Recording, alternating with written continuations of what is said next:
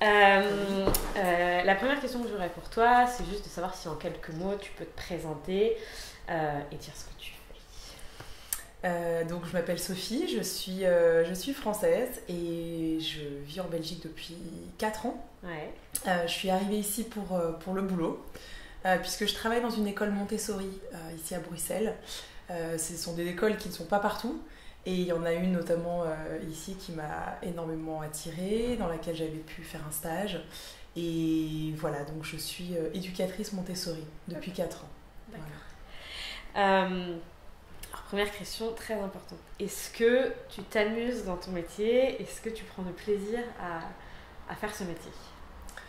Je prends énormément de plaisir à faire ce métier. Oui, je m'amuse, je dirais, tous les jours, globalement. Cool. Je m'amuse tous les jours, ce qui est plutôt cool. Ok.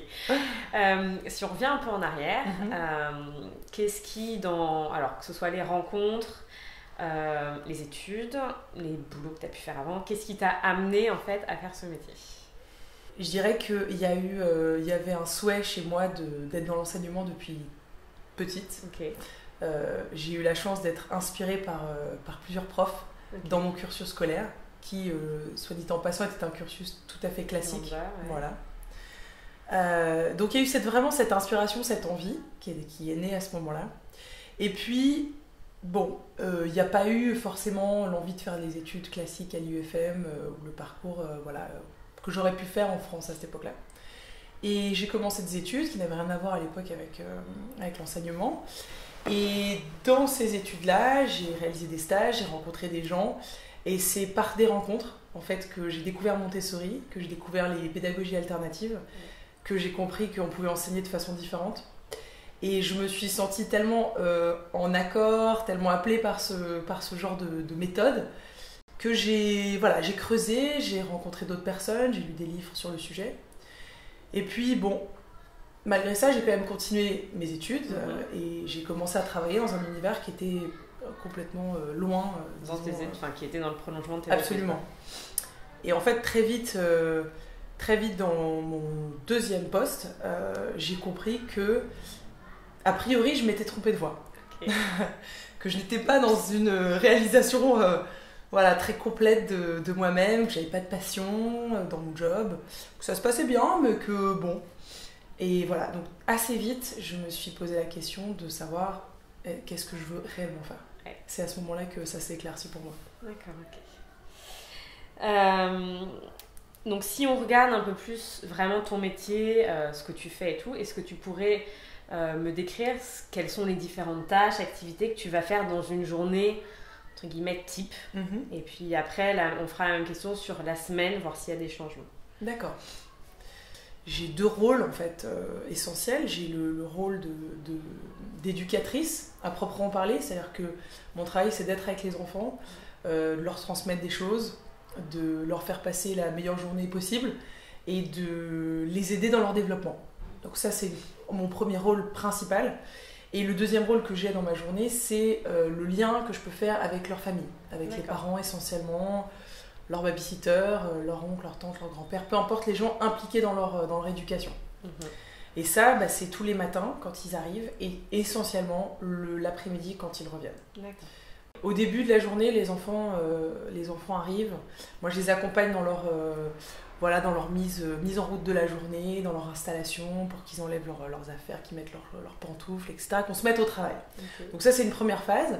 Ensuite, on est à proprement parler dans la phase de travail, de 8h30 à 11h à peu près.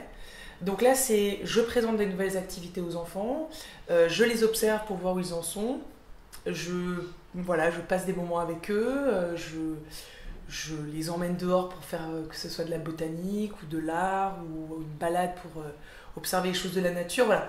On va faire plein de travaux, essentiellement en individuel, puisque actuellement je suis en 3-6 ans et que c'est le plus approprié pour cette tranche d'âge-là, mais également des petites activités de groupe. D'accord. Et puis vers 11h, on est dans un moment plus social, je dirais, donc on se réunit tous ensemble. Je travaille en binôme avec une autre collègue, donc on se réunit avec ma collègue et tous les enfants.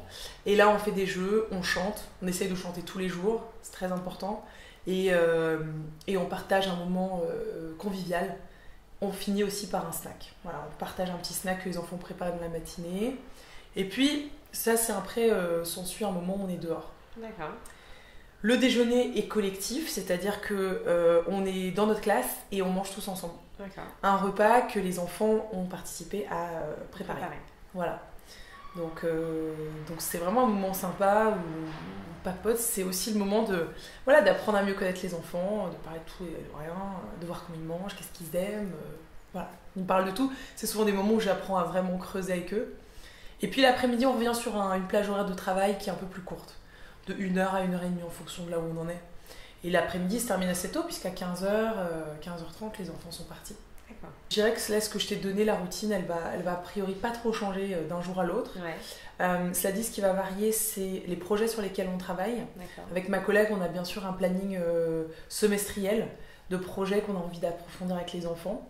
Et alors là, ça va être l'occasion d'organiser des après-midi autour d'un thème, des sorties, des matinées où on va se concentrer sur la fabrication d'un objet ou la construction d'un tipi d'Indien, ou voilà, on va vraiment se concentrer sur quelque chose.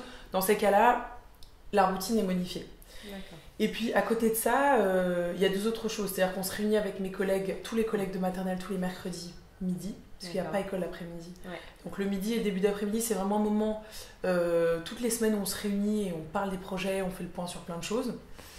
Et après l'école, à partir de 15h30, c'est un moment où je suis avec ma collègue et où on fait de la planification, on se projette sur les semaines à venir, on parle des enfants, on échange sur ce qu'on a observé, on voit typiquement les activités qu'on a envie de leur présenter dans les jours à venir et on essaie de les accompagner au mieux dans ces temps-là, quoi. Mes responsabilités, je dirais que c'est effectivement, dans un premier temps, c'est une responsabilité de sécurité. C'est-à-dire que, tout bêtement, c'est vrai. Bien entier, quoi. Voilà, les parents me confient leurs enfants, donc on s'assure que tout se passe bien.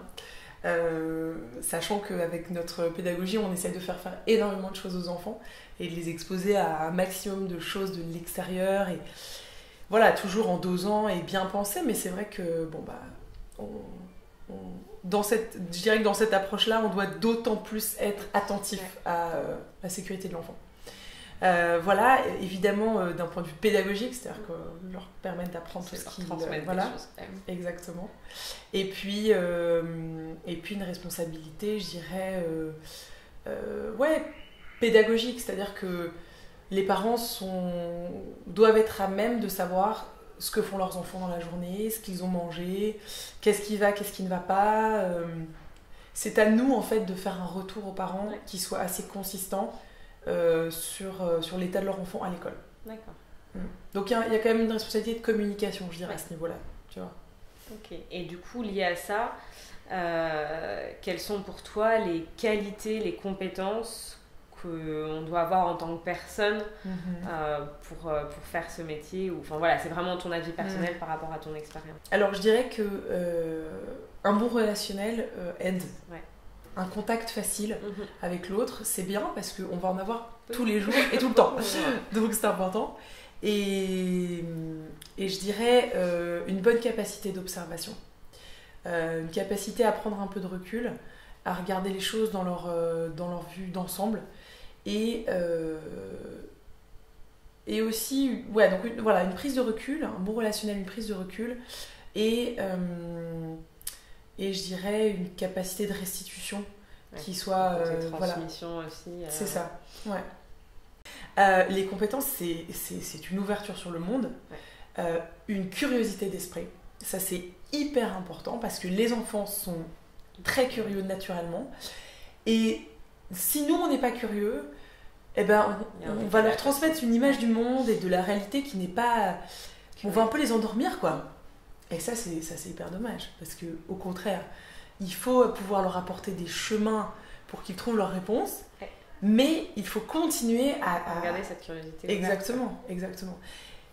Notre classe, elle doit être vivante. Donc c'est aussi une capacité de remise en question, de changer ses intérêts perpétuellement, de rester ouvert à ce qui se passe dans le monde ou autour de soi, dans sa famille, avec ses amis et tout. Et d'arriver à le transformer dans quelque chose qui est à la portée des enfants. Donc ça, et puis je dirais un amour de l'autre, quoi. Je veux dire, dans ce job-là, c'est très compliqué si on ne s'intéresse pas, je dirais même à l'homme, enfin, l'enfant, son apprentissage, son développement, qui il est. Surtout quand on travaille avec des jeunes enfants. On a évidemment tout un aspect pédagogie, mais à cet âge-là, il y a encore énormément d'aspects humains.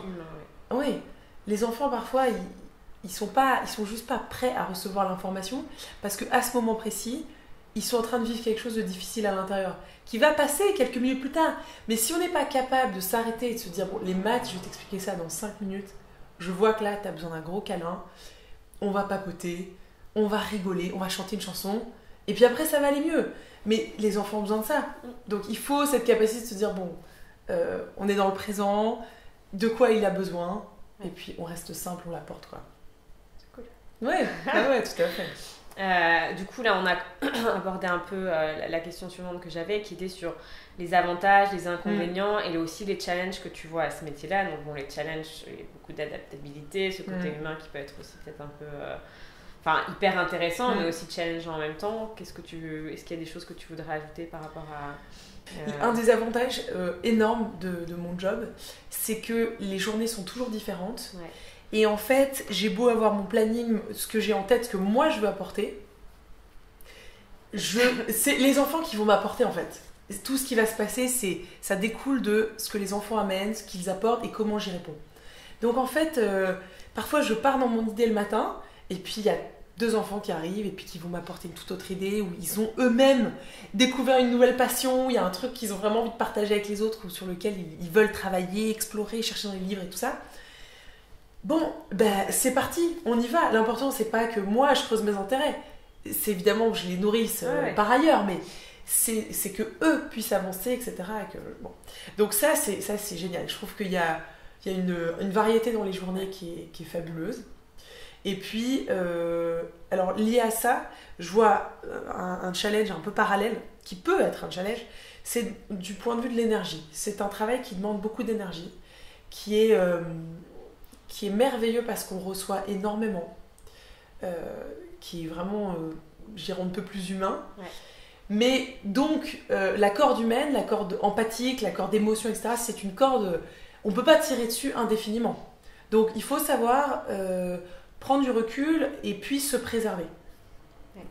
Tout, je dirais, dans un point de vue de ce qu'on donne en énergie, c'est-à-dire que si on est une personne qui a tendance à beaucoup donner, les enfants ne vont jamais vous arrêter. Donc, il faut savoir aussi se prendre des pauses, se préserver, voilà. Et puis d'un point de vue émotion, etc., on peut rentrer un petit peu trop vite on peut se sentir un peu trop en lien avec un enfant et par rapport au challenge qu'il peut vivre, par exemple, ou si on voit un enfant en difficulté, se prendre un peu trop, prendre les choses trop à cœur. Ouais. Voilà, il faut savoir aussi garder les choses à leur place. Voilà, exactement. Dans mon job, des fois, je peux pas prendre de pause. C'est comme ça. C'est aussi ça de travailler avec les jeunes enfants, c'est qu'ils ont tout le temps, enfin, c'est pas qu'ils ont tout le temps besoin de nous, mais c'est qu'avec une classe, quand il y en a un qui n'a pas besoin de nous, il y en a forcément un autre qui a besoin de nous. C'est à nous aussi de travailler là-dessus, de les rendre de plus en plus indépendants. C'est un point essentiel de mon travail, c'est de les aider à être indépendants et autonomes. Donc voilà, il y a des après-midi où je peux m'asseoir et tout roule. Et là, je sais que je peux observer et me dire, il y a un truc que j'ai bien fait dans mon job. Il y a plein d'autres choses sur lesquelles je dois encore travailler, mais là, il y a quelque chose qui roule, puisque visiblement, ils sont capables de bosser tout seuls. Avantage, la liste, elle est... Tout ce que tu aimes, tout ce que tu es, a une place dans ton travail. Moi, là-dessus, je n'ai pas beaucoup d'amis qui peuvent me dire ça de leur job. Je vois pas... Il y a d'autres carrières, évidemment, mais c'est pas non plus le cas de tout le monde. Et je m'en rends bien compte, c'est un truc exceptionnel dans notre job. L'énergie que je porte le matin avec moi, la façon de m'habiller, les idées que j'ai, ma façon de parler, ce que je vais avoir envie de faire, tout ça, tu l'apportes dans ton job. Ouais. Donc c'est génial. Mais du coup, toi en tant que personne, si on revient vraiment plus sur ce qui t'anime, c'est ce contact humain, c'est la transmission, c'était Dans l'éducation, tu as dit enfin, que c'était quelque chose vers lequel tu avais été attirée depuis assez longtemps. C'était plutôt la transmission, c'était plutôt le côté c'était la joie d'apprendre en fait. Moi, ce qui m'a vraiment animée quand j'étais à l'école, c'était le bonheur que j'ai ressenti en apprenant des choses. D'accord. En fait. C'est ça qui t'a inspiré dans le métier, de refaire la même chose et de permettre Et de comprendre qu'on peut transmettre des choses très différentes selon la personne qu'on a en face de nous. Mais le plus important, c'est l'amour de la transmission, c'est l'amour de ce qu'on a à offrir et de l'autre. C'est-à-dire que moi, quand j'étais à l'école et que je me suis sentie respectée en tant que personne, appréciée, et en plus qu'on avait envie de m'apporter quelque chose de magnifique, quoi, de connaître quelque chose sur le monde, un savoir, quoi, finalement. Ouais, ça fait tilt. Je me suis dit, ok, mais c'est juste passionnant. C'est juste passionnant, donc moi j'adore apprendre. Et en fait, c'est juste une question d'équilibre. Donc j'adore transmettre, en fait. Voilà, c'est vraiment juste la balance du truc, c'est que quand j'ai compris quelque chose, j'ai vraiment envie de la transmettre à l'autre. Donc ça, c'est vraiment un point essentiel dans mon job. J'aime aussi le challenge. Et on est constamment en train de se remettre en question et d'essayer de trouver l'approche la plus fine par rapport à chaque enfant, les moments les plus justes, la façon de présenter les choses la plus appropriée. Et voilà, et tout ça dans un contexte qui est le monde, qui n'arrête pas de bouger, qui évolue tout le temps, et on a besoin d'être à la page. Donc voilà, donc le challenge, il est là. Et ça, pour moi, c'est essentiel. C'est un job où ça bouge. Donc, Tu fais comme ce que tu disais, tu n'as pas 2 fois la même journée, les enfants ne se comportent pas de la même manière, les activités ne sont pas les mêmes. Tout à fait. Et vu que ce que tu amènes, c'est ce que toi aussi tu vas capter du monde et que ça change tout le temps, tout ça change tout le temps. C'est ça. Beaucoup d'adaptabilité aussi. Quoi. Ouais. Ok. Comment tu vois ton impact par rapport au monde sans forcément... Ouais, bien sûr. Non, c'est vrai que d'un point de vue, je dirais, pratique de tous les jours, quand je vois que l'enfant a passé une belle journée, je me dis, bon, c'est déjà ça. C'est-à-dire qu'il a appris des choses, il est content d'être là, il aime l'école. Moi, je vois les choses de telle sorte que je voudrais que les enfants ils puissent aimer l'école, aimer apprendre, qu'ils y trouvent vraiment un plaisir profond et un endroit où ils puissent trouver les outils pour leur développement, intérieur, extérieur, social, voilà, d'un point de vue global. Et si je peux participer à ça, bon, c'est ça qui m'importe. Donc quand je vois ça au quotidien, c'est génial. Et puis quand je travaille aussi avec mes collègues des niveaux différents, quand on monte des projets ensemble, des soirées d'information sur différents thèmes, et que je comprends, que je prends un peu de recul et que je comprends ce qui se passe un petit peu plus loin sur l'échelle des âges, et comment finalement tout est important et que tout se construit si jeune et commence déjà avec autant d'importance petit, je me dis ça a du sens de faire ça, quoi. Ça a du sens, non, c'est génial. Et si peut-être qu'ils peuvent déjà commencer par aimer l'école à ce moment-là, ne pas être challengés sur des choses qui sont trop difficiles pour eux, etc., et construire des bases qui soient bonnes, c'est déjà énorme. Et puis il y a une autre chose aussi qui est très, très importante pour moi, au fil du temps je réalise, c'est l'impact que je peux avoir par rapport à la famille de l'enfant. Puisque nous, en tant qu'éducateurs, enseignants, on passe quand même de nombreuses heures par jour avec leurs enfants. Souvent les parents travaillent, souvent les deux doivent travailler, ils ont un emploi du temps hyper chargé, donc ils voient peu leurs enfants finalement, en tout cas dans la semaine. Et c'est hyper important de pouvoir leur transmettre ce qui se passe dans les journées de l'enfant. Toutes ces petites choses qu'ils n'ont pas l'occasion de voir, ces petits changements qu'ils n'ont pas pu noter parce que c'était à l'école. Et puis peut-être aussi parce que l'enfant est parfois très différent entre la maison et l'école. Et c'est important que dans leur regard, ils prennent en compte aussi l'enfant dans sa globalité, quoi, finalement. Pour mieux le connaître, du coup, et avoir un regard qui soit plus juste, peut-être, par rapport à l'enfant. Comment est-ce que tu peux évoluer par rapport à ce métier-là? Donc là, tu es avec les petits. Quelle est l'évolution que tu peux avoir par rapport à ton métier dans les années à venir, en fonction de si tu le souhaites ou pas Alors, actuellement, donc, je suis une formation qui va me délivrer donc, le diplôme pour les 6-12 ans, donc pour les enfants du primaire. Donc ça, c'est l'évolution, je dirais, assez classique. Il y a également l'option de se diriger vers la tranche encore plus jeune, hein, puisqu'il y a aussi un diplôme 0-3 ans. Ah ouais, d'accord. Donc ça, c'est 2 évolutions possibles autour de la tranche d'âge 3-6 ans. Et puis après, tout est possible, c'est-à-dire, je dirais que le mouvement des écoles Montessori, c'est un mouvement en expansion. Il y a beaucoup de choses qui se passent à ce niveau-là actuellement. Beaucoup d'écoles qui se montent, d'associations de parents qui se mettent ensemble pour créer des écoles. Donc il y a aussi cette perspective-là possible pour les personnes qui voudraient travailler dans ce milieu-là, d'ouvrir une structure ou d'être un membre actif d'une association qui a une école ou qui a monté quelque chose. Donc tu pourrais devenir professeur dans les âges, donc ça va jusqu'au bac? Alors dans notre école ça va jusqu'au bac, mais ma formation me permettrait d'enseigner jusqu'à 12 ans. Ouais. Après, c'est encore une autre formation. C'est encore une autre formation. Ouais. Et tu pourrais devenir une directrice d'école, tu peux avoir, c'est des choses comme ça. Il y a d'autres types de métiers qui sont en lien avec l'école, autre que le directeur. Absolument, dans notre école, on a une comptable, une personne qui s'occupe des ressources humaines, qui est maintenant épaulée par une autre, donc il y a quand même 2 personnes dans le milieu RH. Et puis à l'administration, il y a aussi 2 autres personnes qui assistent nos 2 directeurs dans les tâches administratives. Donc il y a ces métiers-là. Je dirais qu'il faut voir ces écoles-là comme en général comme des entreprises privées ou des associations. Donc oui, on peut devenir directeur.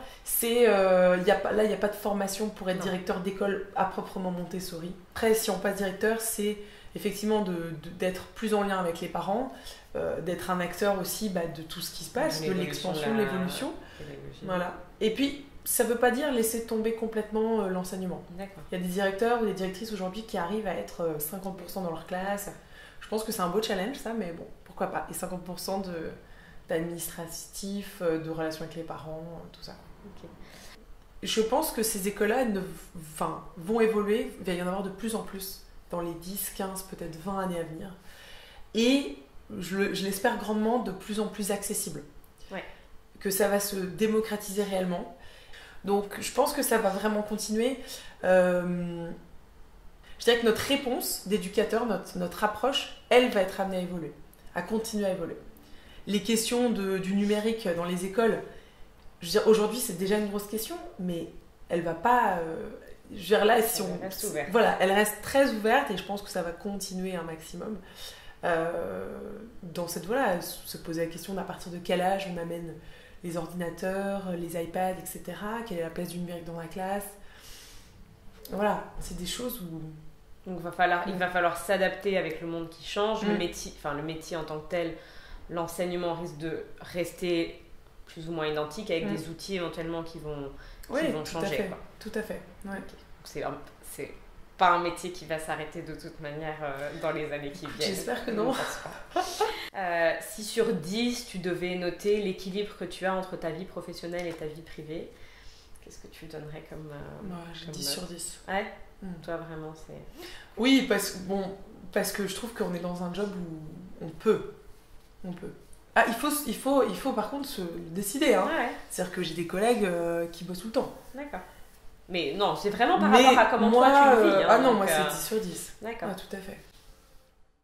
Si tu notais pareil sur 10, j'ai envie de dire, le lien, comment est l'alignement entre ton salaire et ce que tu vas donner dans ton travail, donc le temps que tu y passes, ton implication. Ouais. Pareil, combien est-ce que tu noterais? En gros, c'est de comprendre est-ce que tu es satisfaite avec ça, est-ce que ça match ou est-ce que voilà. Écoute, je dirais que je suis entre 7 et 8. D'accord. Voilà. Pour moi, il y a un axe de progression qui est possible. D'accord. Mais je ne suis pas... Voilà, j'estime quand même que c'est relativement aligné. Ouais, tu vois, 7-8, bon. Okay. Pareil sur 10, à quel point est-ce que tu te sens heureuse c'est dans ton métier, mais plus dans cette globalité-là, dans ta vie Bah écoute, 10. Tu vois, ça c'est les restes de l'éducation classique. J'ose pas dire 10. Enfin, tu sais, c'est genre, non, on donne pas un 10 sur 10, on met pas 20 sur 20.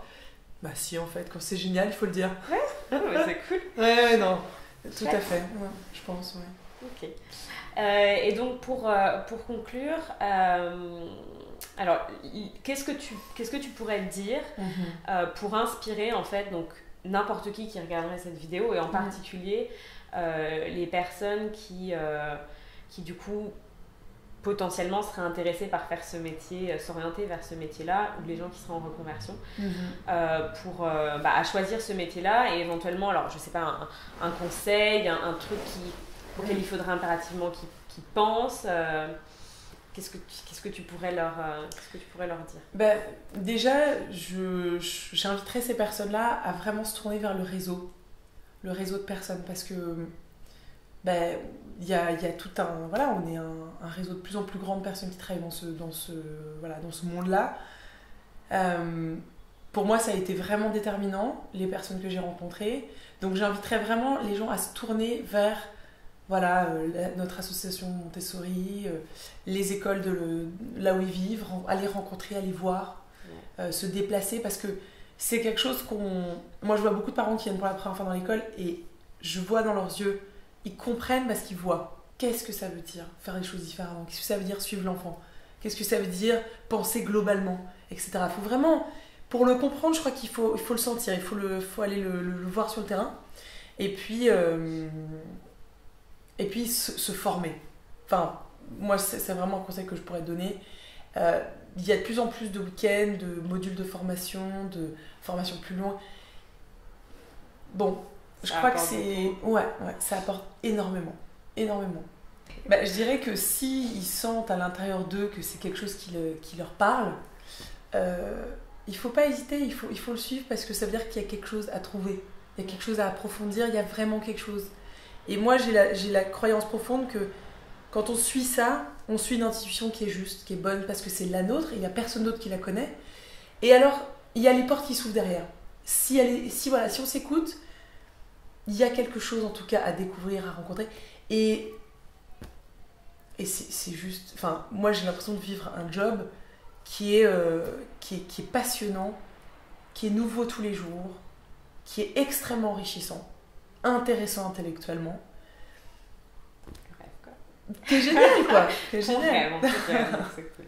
Ouais. Et alors vraiment pour finir, alors là c'est un peu une ouverture, un conseil de vie, ou un truc qui peut, je sais pas, qui te motive toi, une phrase, une citation, un truc un peu que tu pourrais aussi partager avec les gens qui regardent cette vidéo-là. Est-ce qu'il y a quelque chose écoute, moi il y a une phrase de Sénèque que j'adore, qui est assez connue, mais... alors attends que je te la recite correctement. Ce n'est pas parce que les choses sont difficiles que nous ne les faisons pas, c'est parce que nous ne les faisons pas qu'elles sont difficiles. Okay. Et tu vois, ça me fait penser à... parfois c'est une reconversion, parfois c'est juste une remise en question, parfois c'est oser aller voir ce qui se passe ailleurs, ou aller rencontrer quelqu'un. Mais fais-le. C'est parce que tu le fais pas que t'oses pas. Ouais. Tu vois? Voilà. Merci beaucoup.